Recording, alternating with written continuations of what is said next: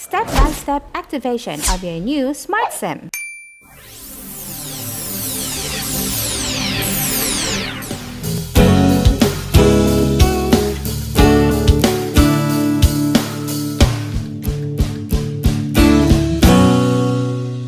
Before you start, insert your 5G Smart SIM card first. Connect to the internet first without opening your mobile data for your new Smart SIM. Now, let us open your Play Store, download Gigalife App, and then turn on your new Smart SIM mobile data and open your downloaded Gigalife App. Click Next and get started. Click the blue button for each prompt to continue.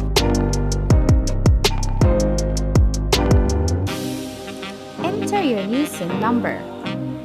Put in your desired password, then click Sign Up. An OTP will be sent to your new Smart SIM. Click Allow. Scroll down the statement. Tick the boxes and click Accept. Congratulations! You have just activated your new Smart SIM.